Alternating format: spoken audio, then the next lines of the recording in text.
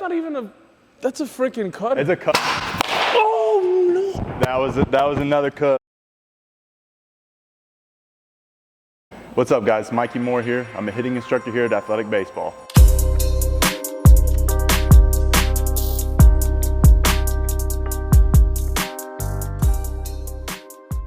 All right, guys, we're here with Coach Mike today, and he's going to be walking us through some adjustments that he made going from D3 to D2. Just off the top, what were some of the biggest factors that you needed to adjust to? Well, I think the biggest things for me were the pitchers had more pitches. They were more precise with those pitches, and the sequencing was a little bit different. It was a little bit more pro-style sequencing, whereas guys in D3 threw a little bit softer. We're throwing a lot more off speed to try and get you off on the first pitch and stuff like that. So just little things like that. How did you approach that from a mindset perspective where you're like, I'm going to see, like in D3, how often would you see a 90-plus arm? Or So each team probably had like one guy, maybe 90-plus arm. Yeah. Other than that, it's probably like their closer, maybe one starter getting up there. But, usually around like low 80s, and then stepping up to D2, start getting mid 80s, upper 80s a lot more. Sitting consistently in that range? Yep. How did you approach that from a mindset perspective, knowing that they were going to attack you differently? I think I started attacking the first pitch fastball even more than I did before. It was always my favorite pitch to hit, but I think I started exploiting that even more so when I got to D2. Where'd you hit in the lineup? 2-hole. 2-hole? Yep. So is that something that your coaches preached on? Is that something that you just chose to do and then it worked out and they were like, okay, let's stick with it? Or just kind of something that was natural for me. The coaches talked about being aggressive early in counts and stuff like that, but just was always natural for me. All right, so right off the bat, getting into the box here, thinking about the pitcher, especially if I'm first at bat through, I'm looking for fastballs, obviously. That's what I'm sitting on until I get 2 strikes, basically. It's almost, some would call it a guess pitch or guess hitting, but I just say I'm sitting on the fastball until I don't get a fastball or I'm in a 2-strike count. I'm not swinging at that off speed, So a little fastball early, off speed late, and then once I get 2 strikes, I'm in battle mode. For me, I had good pop, but I was more of a contact hitter. I prided myself in not striking out. So getting into that battle mode once you get 2 strikes is big for me, making sure that I'm putting the bat on the ball, whether I'm just a little bit early catching that all speed out front and pulling it or letting that fastball get deep and hitting it to the opposite field. That was kind of my mode or my headspace that I was getting into once I got deeper into those counts, especially at the higher level, at the D2 level. the Busto slider, you haven't heard about that one, have you? So if I'm the Busto slider, I have not. I've seen it on tape, I think, though. The first couple years playing D3, it was just hunting fastballs. Same thing, hunting fastballs and trying to fight off all speed. But then as I got a little bit more comfortable with the pitching at D3 level and a little bit deeper into my career there, I started to hunt other pitches in different counts and stuff like that. But pitchers were pitching me differently. They had the scouting report on me more. So I had to kind of play that mental game with the pitcher, the chess game that it turns into for a lot of guys. So. Okay, so I'm standing in the box. I look on the mound. Paul Skeens is about to throw 100 miles an hour. I don't know if you faced 100 in the D2 level. No, fortunately. But, okay, guys throwing chud. What's your mentality in the box? Where are you standing? What do you? So for me, personally, I don't change where I stand in the box, regardless of who's pitching. It's just my approach changes. For guys that are throwing harder, that rely on their fastball more, I'm just trying to make sure I'm early and timing up that fastball and just having a nice smooth swing because they're providing the power. Well, do you at that point, do you see it? Timing it up, what is it based off his delivery? So it's just based on either the warm-up pitches or the guy that was hitting before me, timing it up in the on-deck circle, something like that. But, yeah, it's once you're starting to get into that speed and that velocity, it's tough to see. I mean, it's you see it for just a blink of an eye and you have to decide, right? Okay. So it's an educated guess. Do I see it in my window that I know that the ball is coming into my strike zone? Okay, so boom. Let's see, step in the box. Stepping in here, I know exactly where I am with the plate. And so for me, typically, especially if it's a righty, I'm looking just over his shoulder right as he's coming to throw. And I'm trying to match him on my load and stride. So so let's say, boom, I'm gonna stay here. I'm gonna go through the delivery, and then you can. Let's do it this way. All right. So I'm coming in, leg lift. So when I'm making my drive to the mound, I'm go ahead and start. Yep. Because I'm a leg lift guy. So guys that are toe tappers or a lot quicker to the ball, their timing might be a little bit different. But guys that have either the back toe tap or the leg lift where they have to get their momentum started early, you got to get going early, or else you're going to get beat. There's no way around it. So for me personally, I was able to time up that fastball, and the difference between the off speed not being too much was able to catch the off speed out front and still be on time for that fastball and still get hits to the opposite field.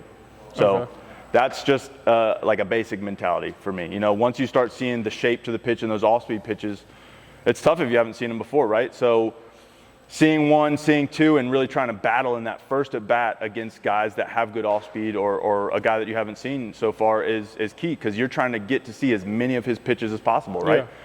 So that we're able to be successful with the bat. So that was my thing, always trying to battle and swing at pitches early and get my swings off to get comfortable with swinging at those pitches, but then also battling and getting deep into those counts where I could see a bunch of pitches and get comfortable with those pitches. Okay, so two things. One, do you ever hunt a specific pitch, other than a fastball? Yes. So usually after my first at bat, if I think that I hit a ball well on the first pitch or I hit the fastball well, I probably will hunt an off-speed pitch. Or if the pitcher threw me a fastball first pitch, like I said, and I hit it well, regardless if it was a hit or not, he's got that in the back of his mind. Maybe he wants to start me off with an off-speed. And if I know the pitcher better, obviously I can kind of gauge that. But yeah, I will sit on off-speed pitches, especially second and third time through the lineup, depending on what I saw the first at bat.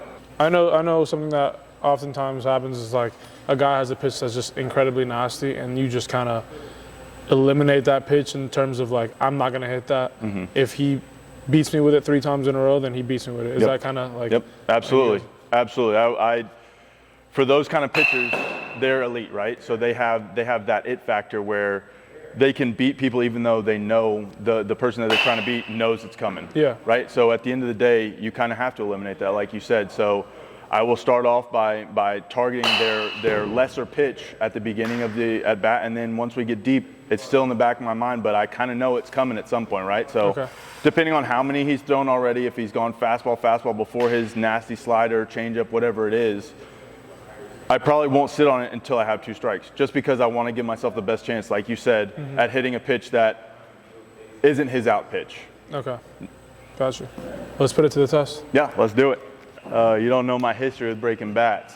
Yeah, dude, it's the first time I ever bought a nice wooden bat. I bought 2 of them, broke them both in the same game.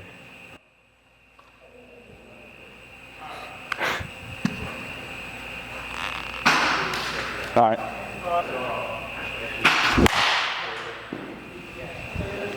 All right. It's riding a little bit. Doesn't have that normal drop that a normal pitch does. The machine is a little bit tough to hit off of sometimes, but we got to make that adjustment, right? Has a little bit more ride to it, staying up.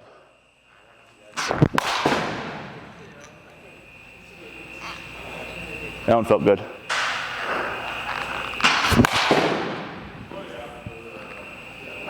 There we go. Now we're starting to get there. Gotta get that foot down on time.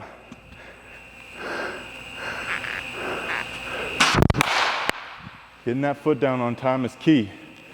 Foot down so that the hips can go, so that your hands can be on time, so that the barrel can be on time. So it's all about getting that barrel out there on time. That's part of that timing, like that fastball timing. If you can hit that gap with the fastball in an 0-2 count or a 2-strike count, and just be a little bit early when you finally see that off speed and try and hit that right or left center gap, gonna be successful a lot of the time. Okay, so you're adjusted to that. Now what happens when you start mixing in these babies right here? This is so. The Busto slider, you haven't heard about that one, have you? So if I'm the Busto slider, I have not. I've seen it on tape, I think, though. So I guess it just depends on where we're at in the count, If we're in our second at bat or third at bat, and I'm finally sitting on an off-speed pitch first. Like I say first 2 at bats, I've swung at the first pitch, it's been a fastball, and I hit 1 line drive, base hit, and 1 really hard ground ball. Pitcher knows I'm swinging early. He probably wants me to swing over an off-speed pitch, right? Try and get way ahead, and or even just flip one in there to try and get ahead, you know? So if I'm sitting on it, I'm trying to unload. But if we're in 2-strike count, like I said, I'm trying to battle so that I can be on time for both the fastball and the off-speed pitch. Just now, like it at 2 different places in the swing. Yeah, and that's part of getting extension over that plate so that the bat is over the plate here and then still over the plate here, so that you're on time for 2 different pitches technically. So it's a little bit different when you see outside. Obviously, it's tough to pull that outside off-speed pitch. So if you recognize outside and you recognize location here, we're starting to talk about the pitch type and location. You've got to kind of try and stay into it as long as possible. It's almost like you want to have a little bit of a lean into that pitch, almost kind of going towards first base already, so that you're a little bit beat. It's like, all right, I'm beat. I got to kind of stop here and then wait on that pitch as long as possible, getting that extension the right way. So that's why hitting's so tough. You know, they say it's the hardest thing to do in pro sports. So like, there's no perfect method to the madness, but as long as you're confident in your approach, again, you're going to be successful more often than not, just because you understand what you're trying to do based off what the pitcher's trying to do against you. Got it. I might be able to hit some of these. I might be able to hit some after this is all said and done. We'll get you. We can get you going. We got the nasty slider. Here we go. We'll let him see it. Let me see it a few. Let me see it 1 or 2 times. It's kind of nasty. All right, hey, good luck to me. Good luck to me, that's all I gotta say. I think it's nasty. Like, so we're seeing like a slider right here, right? It's more of a slider than a curveball, so there's not much depth to it. It's really kind of in between a slider and a cutter, from what I would say. So I'm seeing it well, but then it's dying away from me right as I start going. So I've got to keep my posture over the plate here instead of coming off. Are those in game? Like, are those in game? Like, let's say you get that pitch, you foul it off. Is that, what's like the quick way for you to say all of this in your head from pitch to pitch? Like, what are you thinking? Staying down through it. I got to stay down through it let that pitch get deep and stay down through it as long as possible. So you recognize that after you foul it off and you're like, stay through it? Yep. Okay. So that's one of the ones you were talking about where it's just like going that way with it? Yeah, yep.